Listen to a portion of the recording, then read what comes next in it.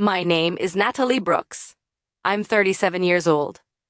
And until 2 weeks ago, I still believed with the kind of quiet, stubborn faith most people reserve for gravity that I had a decent marriage. Not some fairy tale romance with sunset proposals and endless passion. Not the kind of relationship people broadcast on social media with exaggerated captions, filtered smiles, and heart emojis that scream, "Look how perfect we are." Just decent. Stable. Predictable in the way a well-worn path feels safe after years of walking it together. Looking back now, with the brutal clarity that only betrayal can provide, I see the fatal mistake I made. I confused the comfort of long familiarity with genuine safety. I thought time spent together automatically meant depth. I was wrong. Marcus and I had been together for 9 years, married for Shiva. We met at a corporate conference in Denver, two strangers killing time beside a terrible coffee station between boring panels. One sarcastic remark about the burnt taste turned into a real conversation. That conversation turned into a late-night phone call the next week. Those calls stretched into 6 months of long-distance longing. The kind that makes your chest ache when the line goes quiet. He eventually moved to my city. A year later, we were engaged. A year after that, married. Our story followed the trajectory everyone expects and approves of. Once enough anniversaries pass, people stop asking questions. It just becomes fact. Solid, unquestioned, safe. 3 years ago, we bought the house. 2 cars parked neatly in the driveway. Separate closets. Shared grocery lists scribbled on the fridge in our different handwriting. We had the occasional vague, hopeful talk about kids. Someday, when things slow down. It always felt reasonable to postpone. Marcus worked in corporate communications, long hours. Constant emails. The pressure of managing other people's narratives. I was in project management, deadlines, spreadsheets, the quiet stress of keeping everything on track. Both jobs demanding, both consuming. We told ourselves we were building a life together, even as most days felt like 2 separate trains running on parallel tracks beneath the same roof. The first sign something was wrong wasn't loud or obvious. It was slow, subtle. He just drifted. He started coming home later, not absurdly late. Not the kind of hours that scream of it, just late enough that the dinner I'd kept warm in the oven grew cold and dry. He'd sit in the car for an extra 10 minutes before coming inside, phone pressed to his ear, engine still running. When he finally entered, he'd go straight to his home office. Door half closed, voice low, almost conspiratorial. When I asked about his day, I got summaries instead of stories. Busy. Long. Same stuff. I told myself he was stressed. His company was restructuring. Rumors of layoffs floated through the office like smoke. Anyone would pull inward under that pressure. So I adjusted. I started cooking more thoughtful meals. I took on extra household chores without being asked. I gave him space when his shoulders looked heavy and his eyes distant. I didn't nag. I didn't accuse. I tried to be the supportive wife I'd always believed a good marriage required. But the distance kept growing anyway, quiet, relentless, like frost creeping across a window pane. Date nights vanished entirely. Our conversations shrank to pure logistics. Who was picking up dry cleaning? What time the plumber was coming? Whose turn it was to buy milk? We became polite roommates who shared a bed and avoided eye contact while brushing our teeth in the bathroom mirror. The silence between us thicker than the steam. Then, about 3 months ago, she started appearing in casual sentences, like an old song he couldn't stop humming under his breath. My ex used to love this place. My ex was really good at fixing things like that. Funny. My ex had the same car. The mentions were infrequent, almost throwaway, but each one landed like a small stone in still water, sending ripples I couldn't ignore. I didn't say anything at first. I didn't want to sound insecure or jealous of ancient history. I knew the basics. They dated for 4 years. She got a job offer across the country. He didn't want to move. End of story. Or so I thought for 9 long years. 2 months ago, his schedule changed again, more noticeably. More nights out. More work things, happy hours that stretched late, weekend brunches that turned into full afternoons. Always home eventually. Always with reasonable explanation. But something inside me had already woken up a quiet, watchful instinct that noticed everything. The way he angled his body when checking his phone. The faint, unfamiliar floral scent on his collar he blamed on the office air freshener. The sudden care with his appearance on days he used to leave looking rumpled. The morning I saw the text wasn't intentional snooping. Fate handed it to me. He'd left his phone on the kitchen counter while he showered upstairs. It buzzed once. The screen lit up with a notification that stopped my heart. Last night was amazing.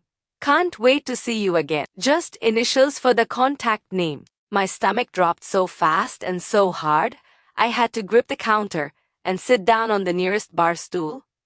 The room tilted. My ears rang. I didn't unlock the phone. I didn't scroll. I didn't need to. The truth had already stabbed straight through me. When he came downstairs minutes later, hair damp and looking unknowingly refreshed, I was at the sink rinsing mugs, movements automatic, face composed. He picked up his phone, glanced at the screen, and smiled that small, private, satisfied smile that told me everything I never wanted to know. Who was that? I asked lightly, voice carefully neutral. The text. Oh, he said, too fast, too casual, sliding the phone into his pocket. Just a coworker. Work thing. The lie hung between us like smoke. Thick. Obvious. I said nothing more. But from that second onward, I saw everything. Over the next few weeks, I became a silent observer in my own life. The new password lock on his phone that hadn't existed before. The extra care with his grooming. The way his ex's name kept slipping into conversations like an echo he couldn't silence. Tension built day by day, a spring winding tighter and tighter. 3 weeks ago, I finally sat him down in the living room. Lamplight soft, air heavy. I feel like we're drifting, I said. Is something wrong? He dismissed it immediately. You're imagining things. You're paranoid. Maybe you're projecting. The gaslighting burned, but it also steeled me. Then last Wednesday arrived like the storm I'd felt gathering for months. I came home to find him already at the kitchen table, wine glass in front of him. Bottle closer to empty than full. Eyes red. We need to talk, he said. By the end of that painful, circling conversation full of deflections, half-truths, and blame, he finally looked at me and delivered the sentence that cracked my world open. I left a better woman for you. Maybe that was my mistake. The room went utterly silent. The words hung there, sharp and irreversible. I stared at the man I thought I knew, searching for any trace of the person who once promised me forever. Then, in a voice so calm it surprised even me, I answered, "Then go fix your mistake." I walked out. The door closed with a soft, final click that echoed louder than any scream ever could. I had no destination that night. I drove for almost 40 minutes in total silence, no music. Just the hum of tires and his words looping endlessly in my head. A better woman. Not a mistake. Not a bad moment. A better woman. My hands gripped the steering wheel so tightly my knuckles ached. I replayed every small sign I'd ignored. Every time I'd adjusted. Every moment I'd chosen understanding over confrontation. I ended up at my sister's house past 9, eyes swollen, hands shaking. She didn't ask a single question. She just opened the door wider, pulled me into a fierce hug, and whispered, "You can take the guest room as long as you need." That simple, unquestioning kindness nearly broke me completely. I turned my phone off. I needed silence. I needed my thoughts to stop crashing into each other like cars on ice. Around midnight, curiosity, or maybe self-punishment won out. I powered it back on. 21 missed calls. Text messages. All from Marcus. The tone escalated with each one. "Where are you? We're not done talking." This got out of hand. I didn't mean it like that. Please come home. The last message, sent just 10 minutes earlier. We need to talk now. I stared at the glowing screen until it dimmed on its own. Then I turned the phone face down and let exhaustion drag me under. The next morning brought more messages. He'd gone from irritation to full panic. He'd even called my sister, who told him I was safe but needed space. Apparently, that answer only fueled his desperation. I forced myself to go to work, anyway buried myself in meetings and spreadsheets, grateful for anything that demanded logic instead of emotion. Every time my phone buzzed, my stomach clenched like a fist. By late afternoon, I knew the truth. I couldn't live in this limbo forever. I didn't want half answers or more lies. I wanted the full, ugly truth no matter how much it hurt. When I finally answered his call, his voice sounded smaller, almost broken. Can we talk? He asked. Really talk? We met at a quiet cafe near my office, public enough to keep things civil, neutral enough to stop me from caving. He looked exhausted, dark circles under his eyes, jaw tight, fingers drumming nervously on the table. I didn't mean what I said, he started immediately. I was angry, emotional. You didn't stumble over those words, I replied calmly. You chose them. Deliberately. He sighed, ran a hand through his hair. I've just been confused. That word again, I said. Confused about what? Long hesitation. Then the confession spilled out. I reconnected with my ex. The timeline clicked into place with sickening precision. The late nights, the secrecy, the guarded phone, the perfume, the grooming.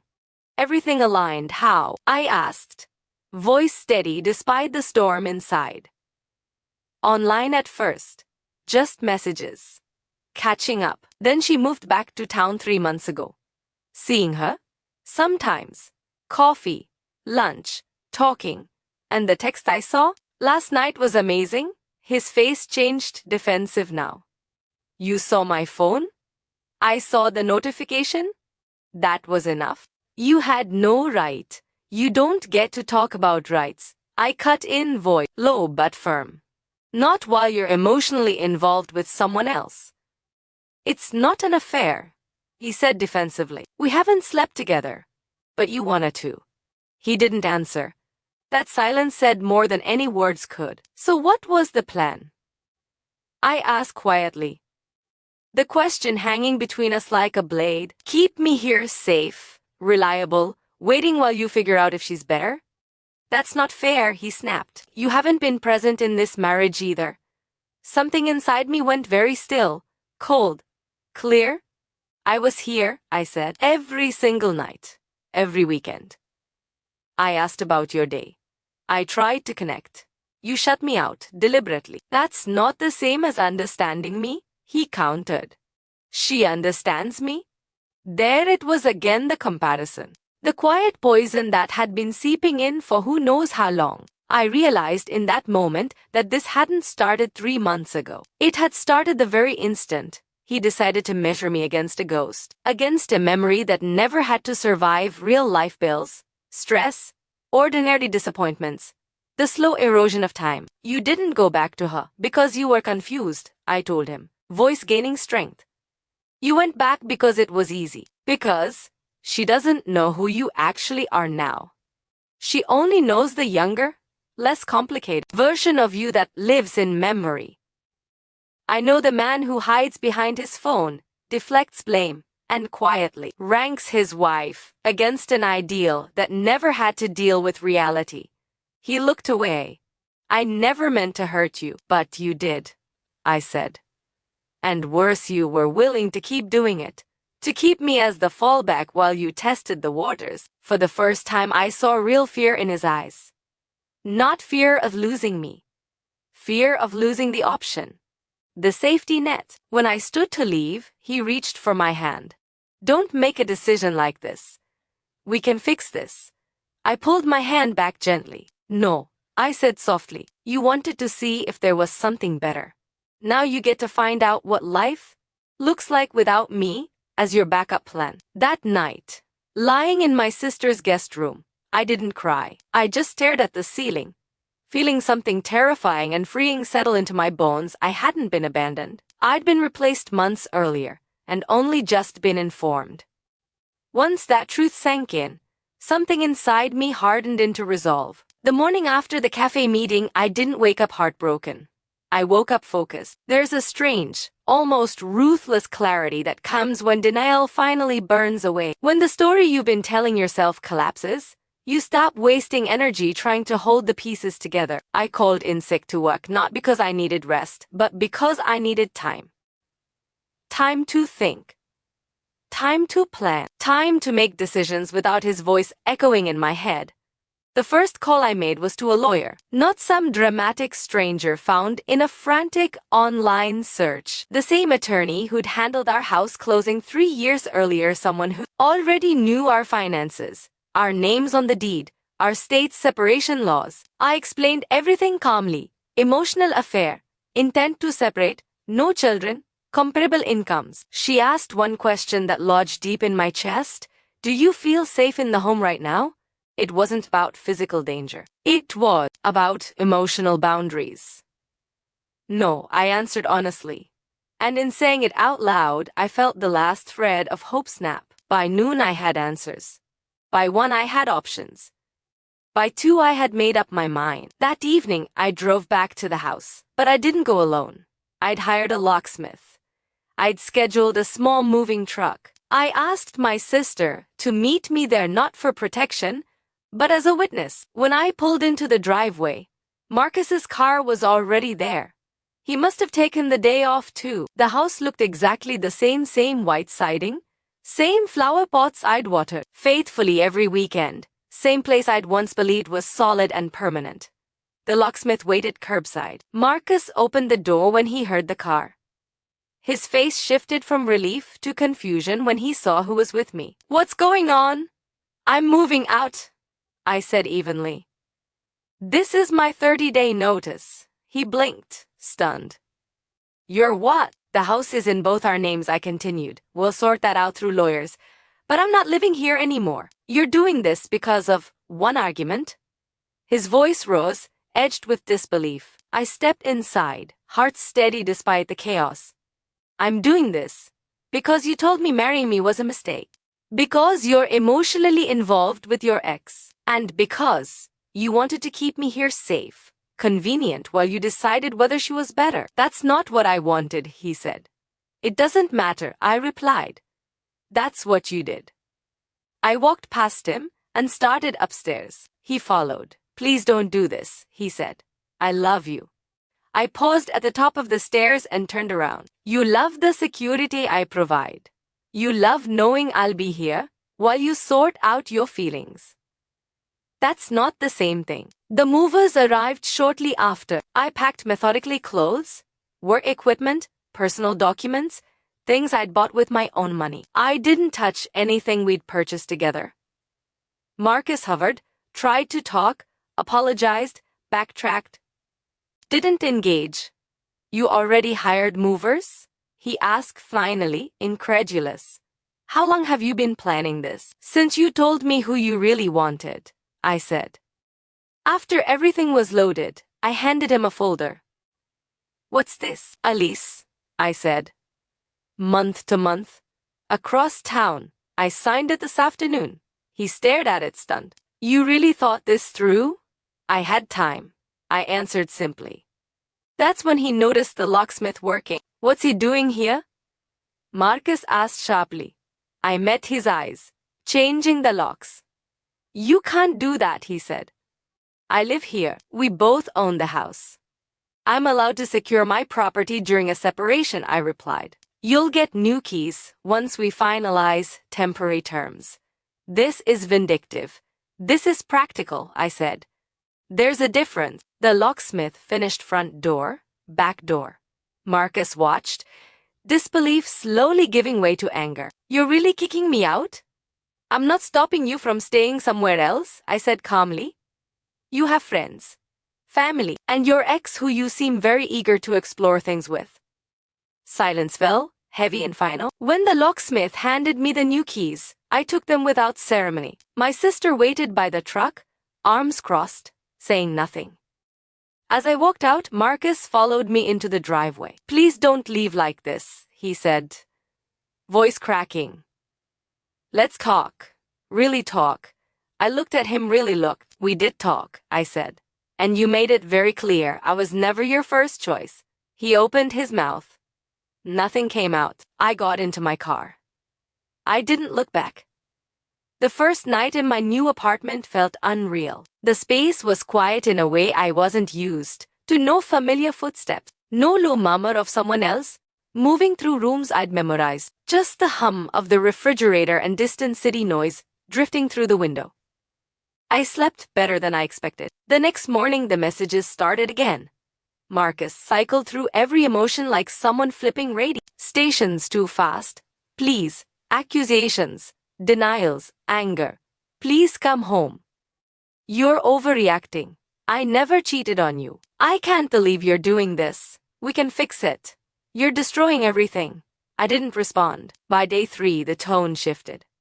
He started telling people I'd abandoned him, that I'd thrown away our marriage without warning, that he'd been blindsided.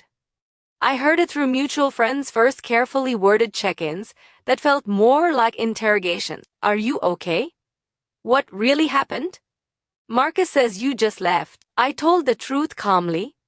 Briefly, he reconnected with his ex, told me marrying me was a mistake. So I left. That usually ended the conversation. Not everyone believed him. Some did. I let that go. The lawyer served separation papers 1 week later. Marcus had 30 days to respond. That's when the panic really set in. He showed up at my apartment complex twice. Security turned him away both times. He left voicemails crying, then angry, then pleading again. I forwarded everything to my lawyer. 2 weeks in, he stopped contacting me directly. I heard, through the grapevine, he'd moved in with his mother temporarily, that he was devastated, that he couldn't believe I'd given up on us. As if I hadn't been the only one trying for months. 3 weeks after I left, my lawyer called. "He wants to contest the separation," she said. "He wants counseling." "Another chance?" "No," I said immediately. She paused. "You're sure?" "Yes. File for divorce, irreconcilable differences, fair split of assets, no alimony, clean break." She filed the next day. Marcus spiraled after that. He tried to control the narrative online, vague posts about betrayal, loyalty, being left during his lowest point. I didn't engage. When friends asked, I told them the same thing every time. I wasn't his first choice. I removed myself from the competition. That was enough. 4 weeks in, he finally signed. Mediation was surprisingly uneventful. No screaming. No courtroom drama. Just the quiet collapse of something he thought would always be there. He agreed to buy me out of the house. I kept my car, my furniture, half the savings. I found out later through the same mutual friends who'd once questioned me that things with his ex hadn't worked out. Apparently, she wasn't looking for anything serious. She'd recently come out of her own divorce, was enjoying her freedom, reconnecting with old flames. Marcus was just one of several. The irony didn't make me smile. It simply confirmed what I already knew. I'd never been the problem. The divorce was finalized 6 months after the night I walked out.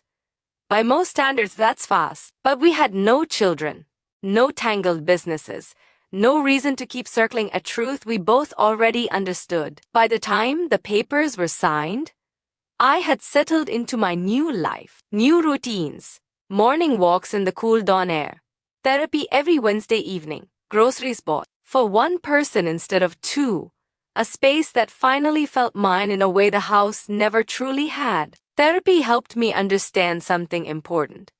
I hadn't just lost a marriage. I'd lost the version of myself who kept shrinking to make room for someone else. Uncertainty, someone else's indecision, someone else's wandering eye. About 2 months after the divorce was finalized, I heard through the grapevine what happened next. Marcus had really tried with her.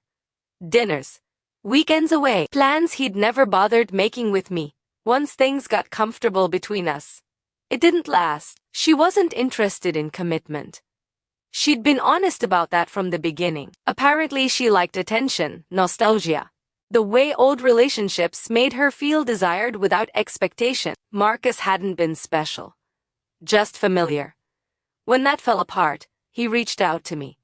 One single message, "Can we talk? I need closure." I stared at it for a long time. Then I deleted it. Closure isn't a conversation someone earns after they've already shown you exactly where you rank in their life. Someone asked me recently if I regret how I handled everything moving out so quickly, changing the locks, refusing to stay and work it out. I don't. Because the truth is, Marcus didn't want to fix our marriage. He wanted to keep me as a safety net while he explored whether something better existed. The moment I removed that net, he panicked, not because he loved me, but because he realized he might finally end up alone. I spent 9 years with a man who quietly compared me to a past he never let go of, who measured our real, messy, ordinary marriage against an idealized version of someone who never had to deal with real life alongside him, never had to pay bills together, never had to navigate stress, never had to endure the slow wearing down of time. I refuse to be anyone's second choice.